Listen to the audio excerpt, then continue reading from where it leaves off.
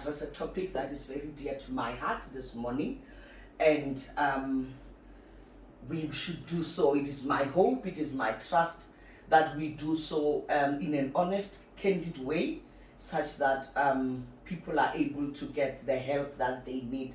Those of you who don't know me, my name is Nthabise Ngwepe. I am a pastor. I am an author of a book titled The Mending of a Broken Vessel.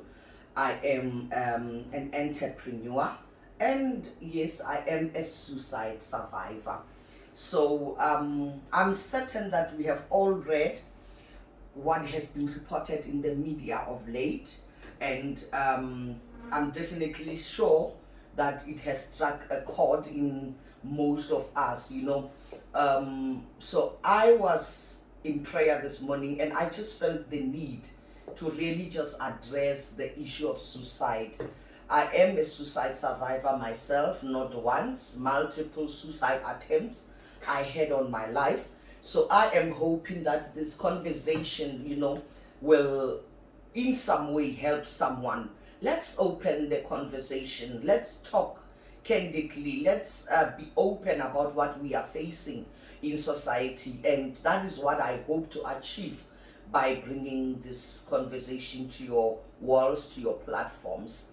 You can also tune in on Instagram. I'm also streaming live there.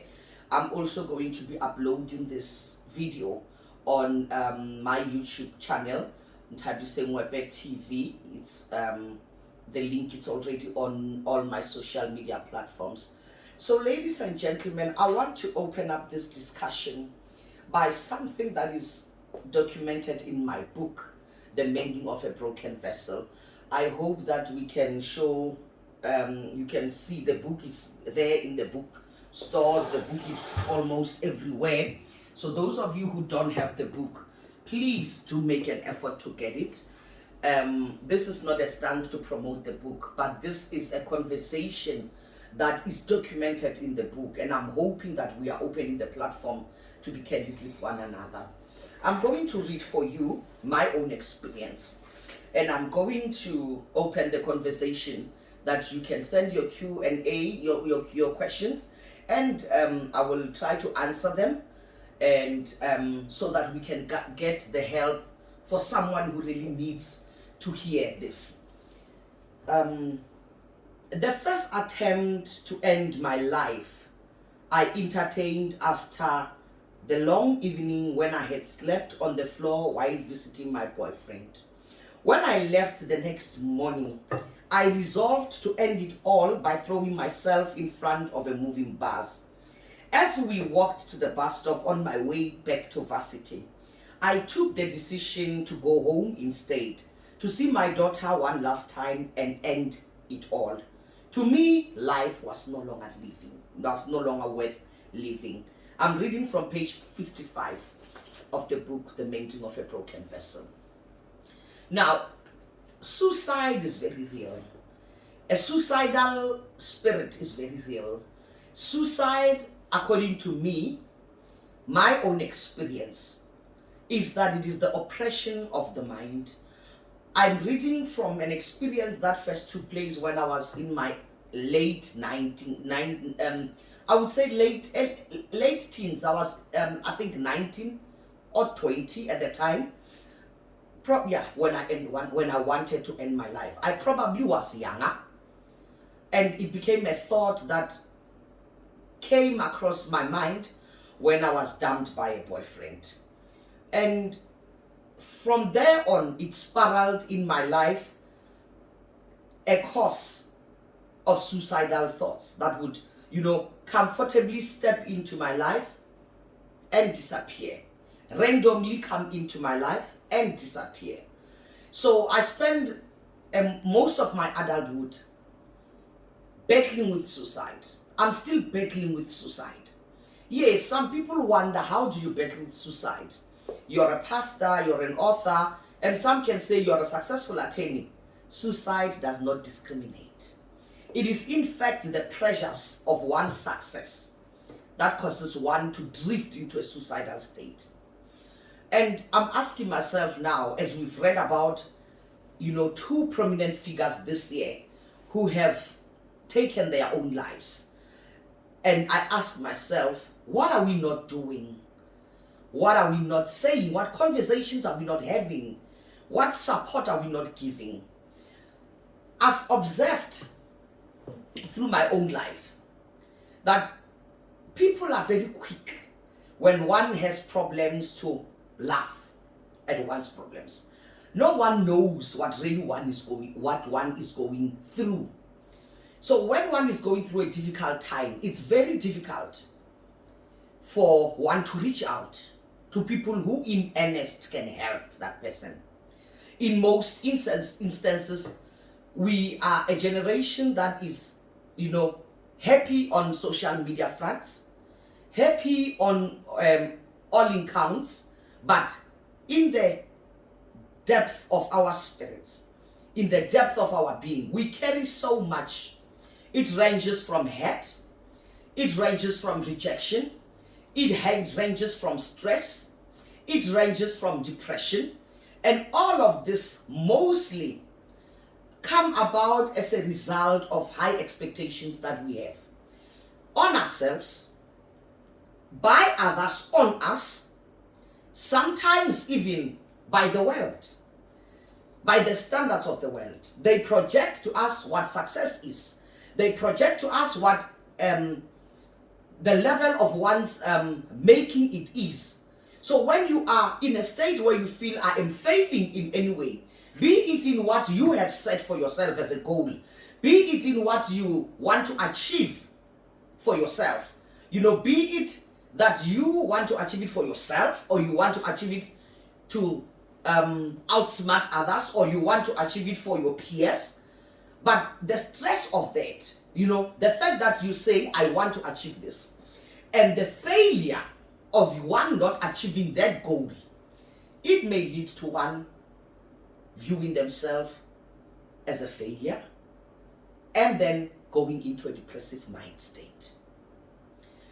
So a depressive mind state says to someone, this problem that you have is bigger than everything else that surrounds you. Your problem becomes bigger than life itself. It becomes bigger than the support system around you. It becomes bigger than the success that you have already achieved. It becomes bigger than your children, than your marriage, than any other thing that you have ever accomplished. So in other words, a suicidal mind does not have the ability to comprehend anything else but the problem that it is faced with. In my book, I write this. I say that a suicidal mind believes what experience says to it. It pays more attention to the voice of the experience than what the voice of God says about it. If a person is not rooted in Christ in the Word, then they become more impatient with life. In other words, you become impatient with your failures. You become impatient with yourself. You don't view your failures as a learning curve. You don't view your failures as a step forward, because inevitably with every failure comes a lesson. So one is unable to even learn from that failure. Why? Because a suicidal mind says, this is it. I have failed. Nothing more can ever come out of this. What is the world going to say about me? What are my friends going to say about me? What about those around me? What are they going to say about me? I've experienced that numerous things can lead to a suicidal mind. For some, financial reasons. And amongst men, this seems to be a leading cause. The fact that society says that a man must provide. The fact that society says a man must do X, Y, Z. The fact that as women, we tend to look to men to provide for us. So we are not able to comprehend the pressure that accompanies that expectation. When you expect some things from someone who's not able to provide them, then it becomes a burden on them. Then it starts oppressing their mind. So all they think about is that I'm unable to do this for my girlfriend. I'm unable to do this for my family. I'm unable to do this for my parents. I'm unable to do this. I'm unable to provide for this. So sooner or later, the best solution becomes cashing out, checking out. I would rather not live in this state than live at all. For some, a depressive mind comes from instability and lack of peace in the home.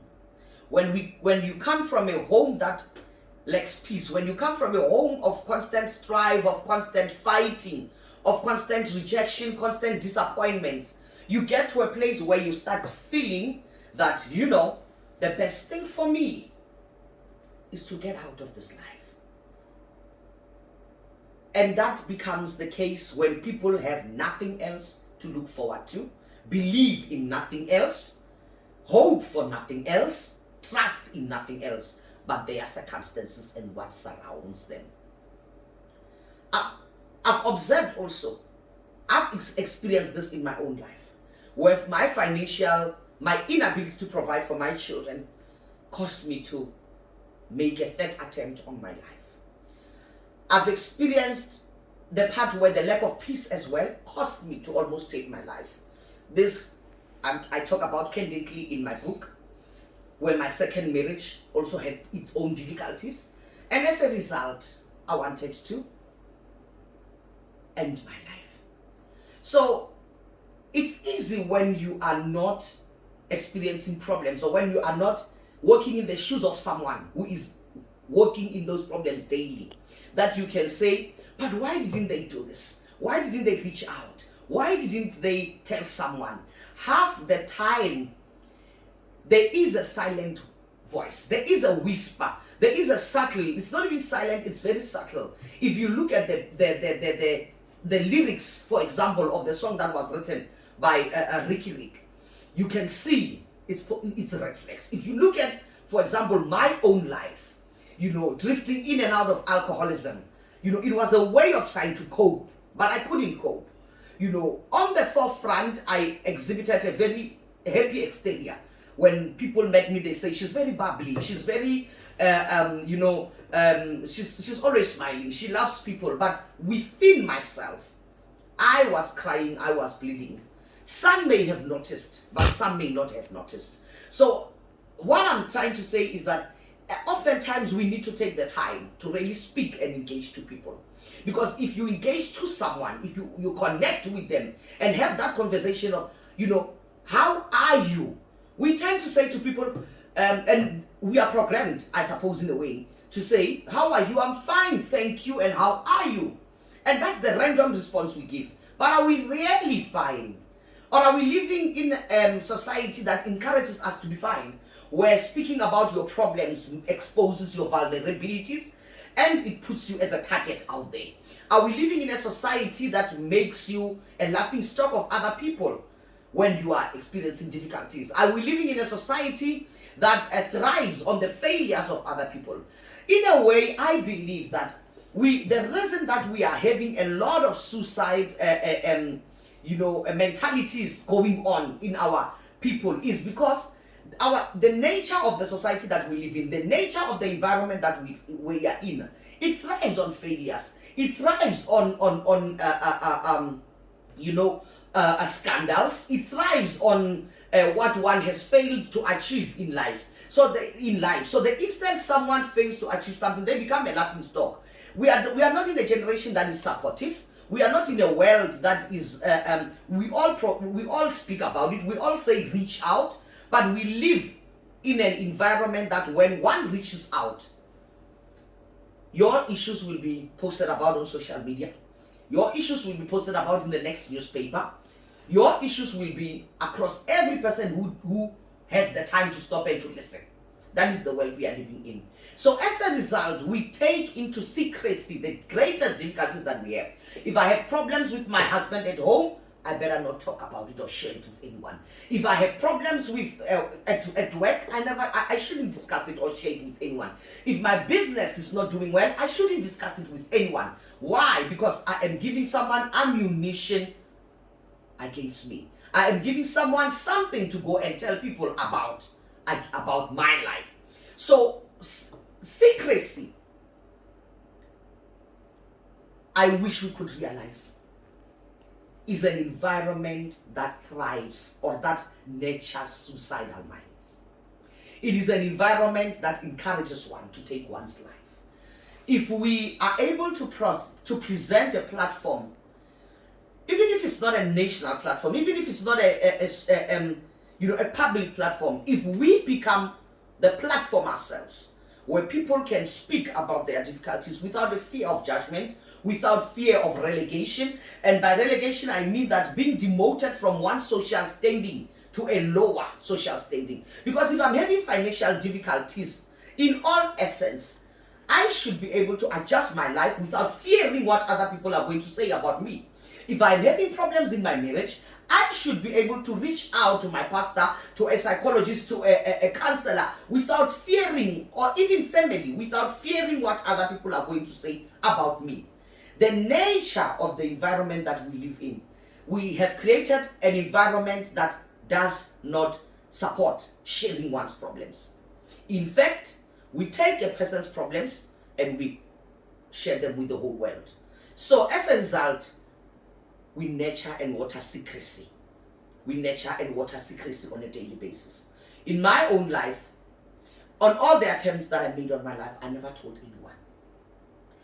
And I am saying this because when I started this video, I said, I still at times do battle with suicide.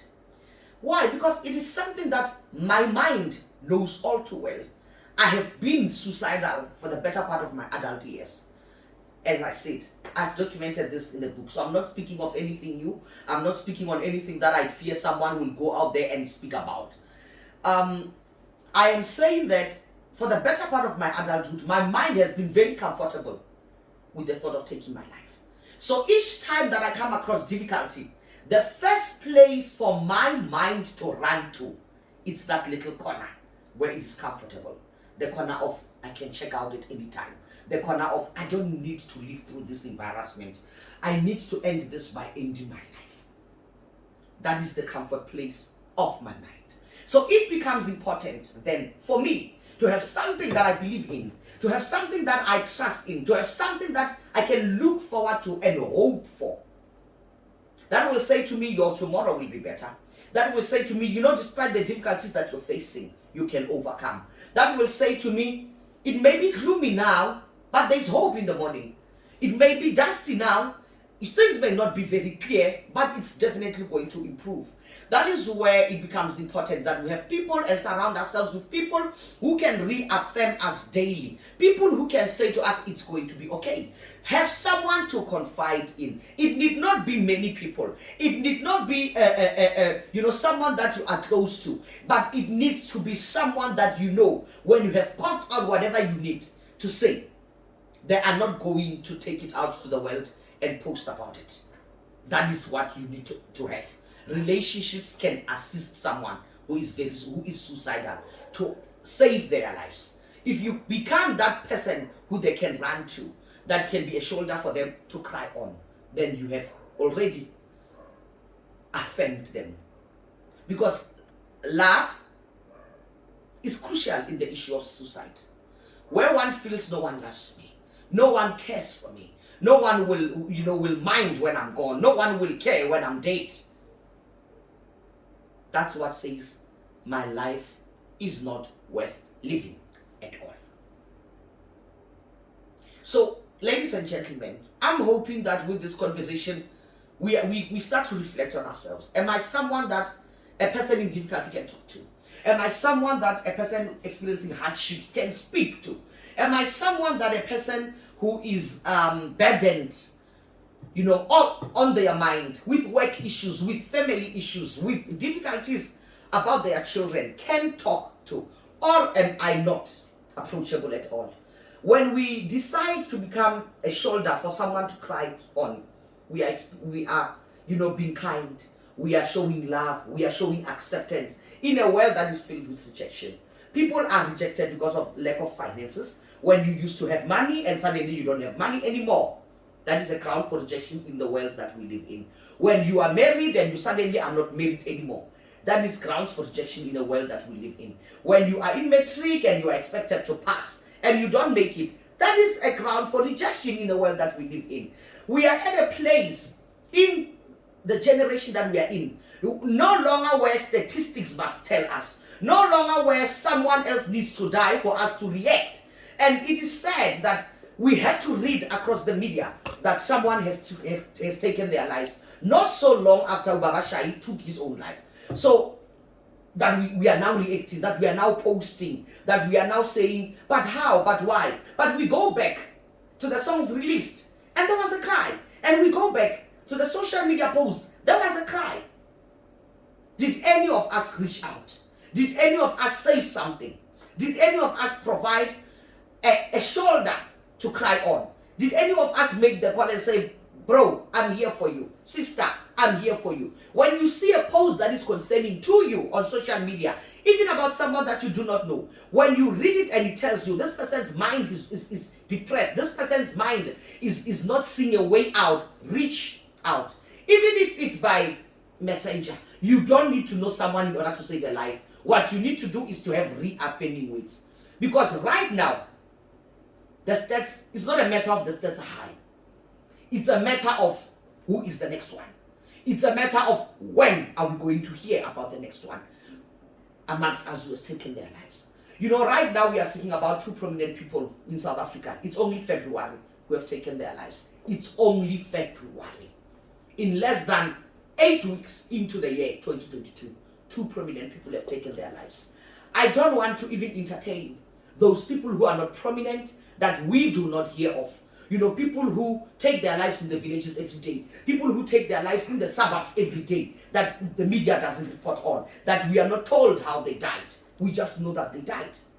The rate of suicide is uncontrollable. And this life that we are living, social media, the platforms that we have created are contributing as well to that. The pressure to post my life. The pressure to show my success. The pressure to show how rich I am. The pressure to show how successful I am. When those things turn and it is no longer what we have presented to the world, some people see it as a way out. I read in my book and I quoted on my own struggle with suicide. And I can tell you this, and I know someone doesn't want to hear this. Suicide is a spirit. It comes into your life, drifts in, walks in, and it whispers, take your life. That is what I observe with me. Take your life. If you entertain it, remember this, a suicidal mind is not having its full senses. And I wrote about this and I said, being in a suicidal state, I was not in my full senses. Had I been, I would have viewed it as intimidation. Why? Because the circumstances and the difficulties that you are in come and intimidate your life. They come and intimidate your peace. They come and intimidate your state of being, and they tell you, this is big. It's bigger than anything else.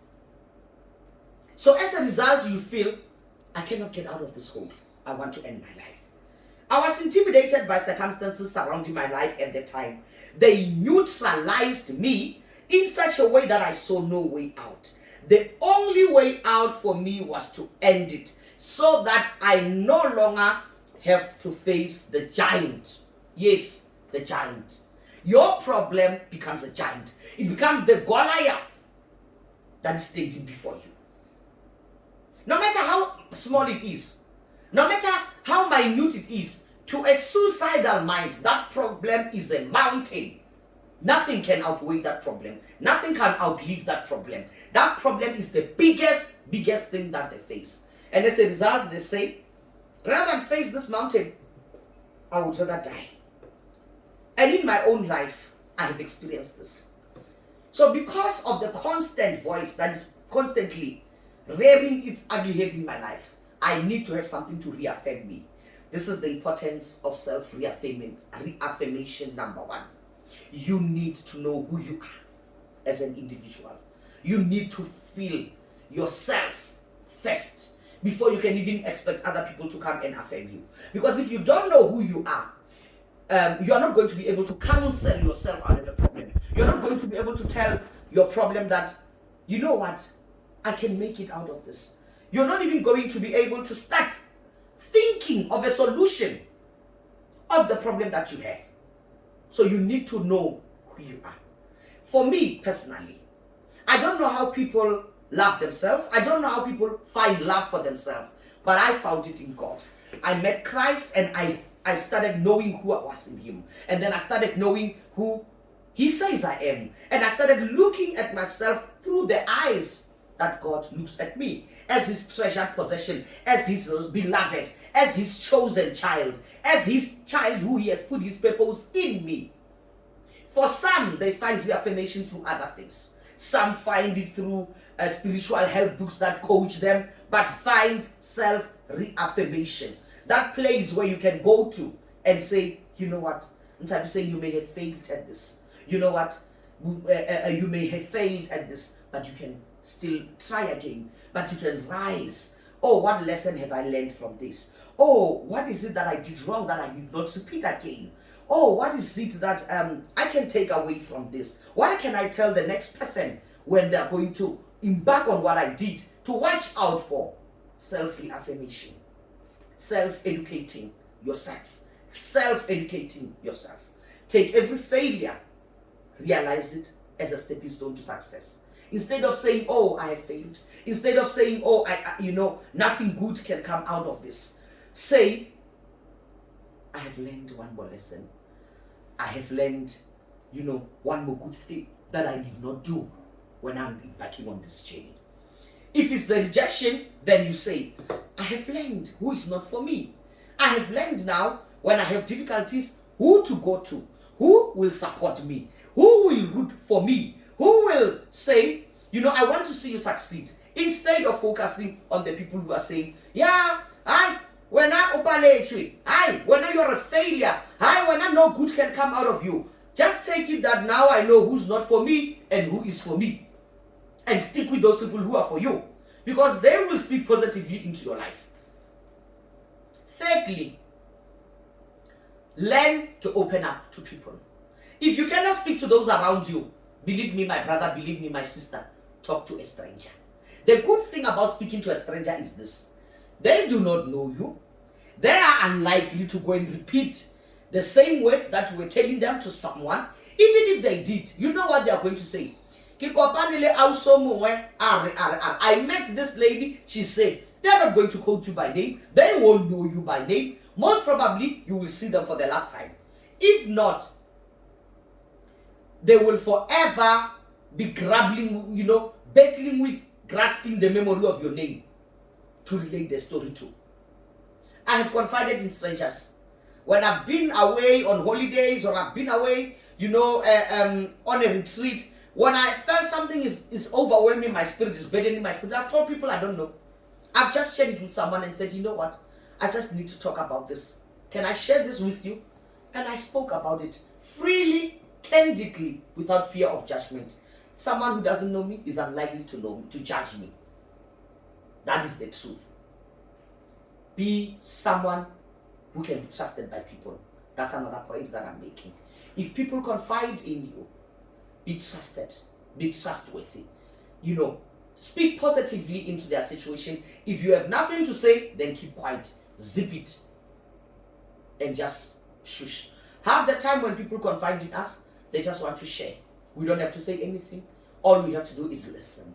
All we have to do is be that attentive ear that can help someone.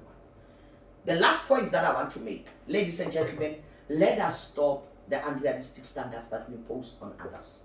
Let us stop the unrealistic expectations that we impose on people. If you look at the people, how they dress these days, if you look at how people dress, if you look at how people, the cars that people drive, it tells you that there is a certain measure of competition that is going on. Sometimes within themselves, sometimes within their peers. If it's within themselves, then it's an extremely good thing, because they are challenging themselves, they are motivating themselves. But if it's with the outside world, then it becomes a problem, because then you are forced to want to keep up with the Joneses.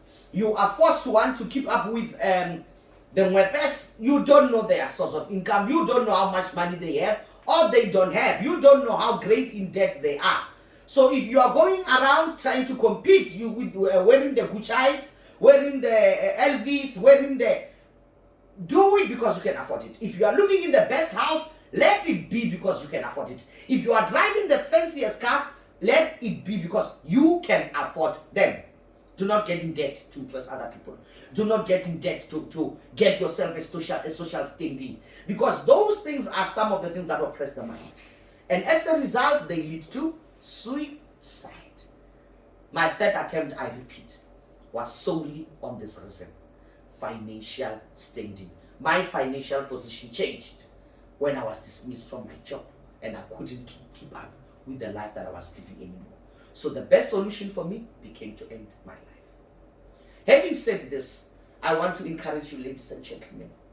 There are platforms you can reach out to any person. There's also Lifeline that you can reach out to. There is a number for Lifeline that you can use to contact them.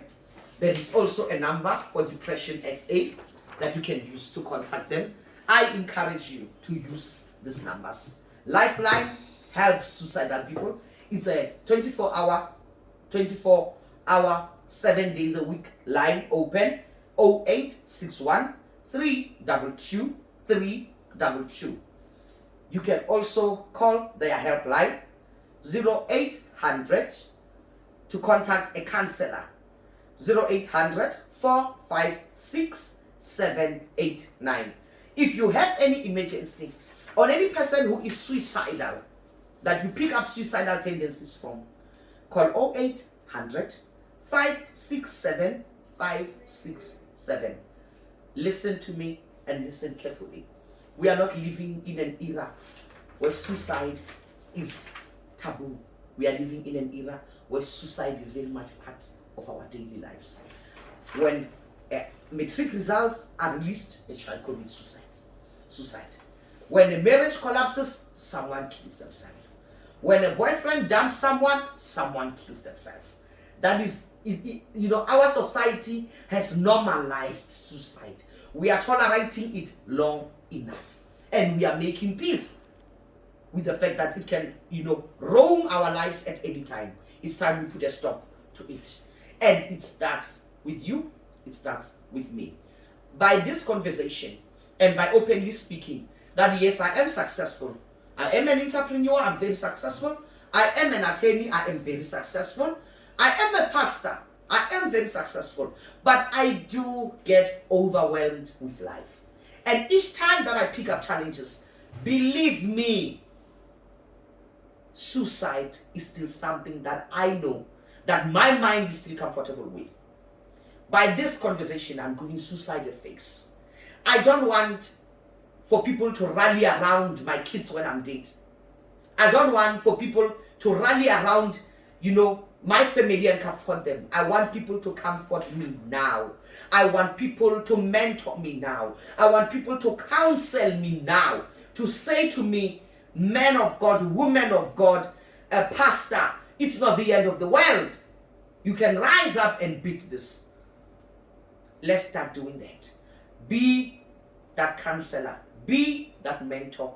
Be that shoulder for the next person who may want to speak. Let them approach you.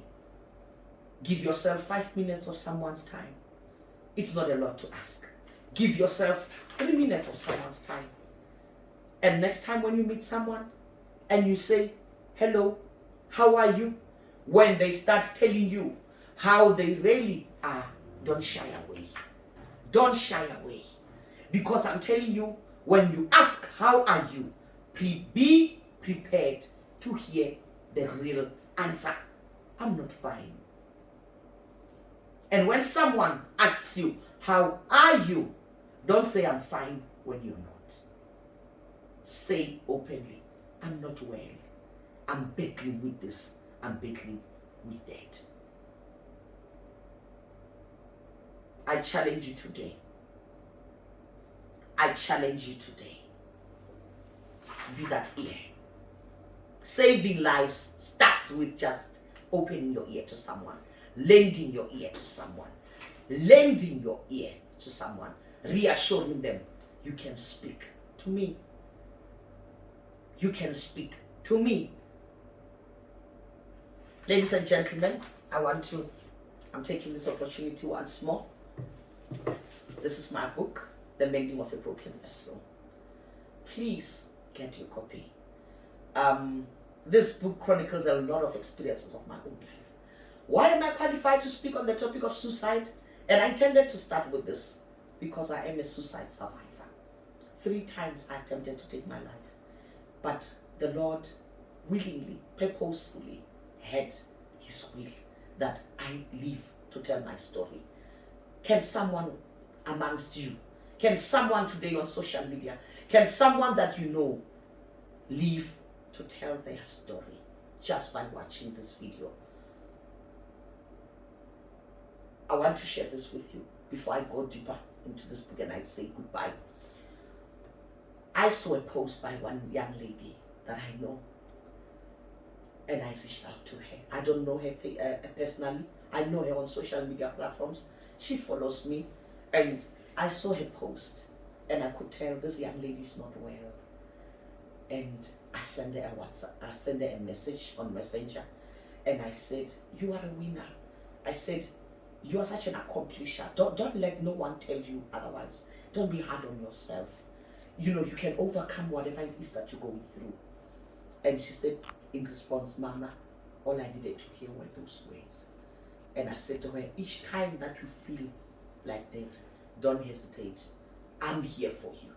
Reach out. I can talk to you at any time because I know what you're feeling. I know where you are. I know you see it as a big hole. Again, one young lady, she posted, "I have a habit of hating myself." And this is someone that I also follow on social media. I've met her once, and she loves my ministry, and she follows me. And when I saw that, I didn't keep quiet. Immediately I reached out to her. I said, "Child, don't do this.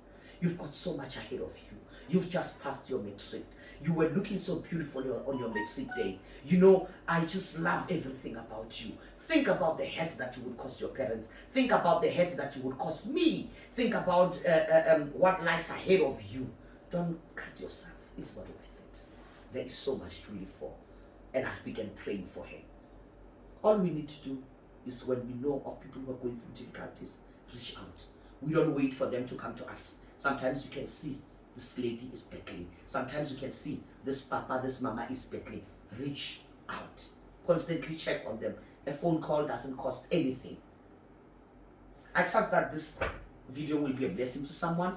Get yourself a copy of this book. Exclusive books, bargain books, CNA, PNA, everywhere where books are sold, it's available. Get your copy. You can also get it from us by DM.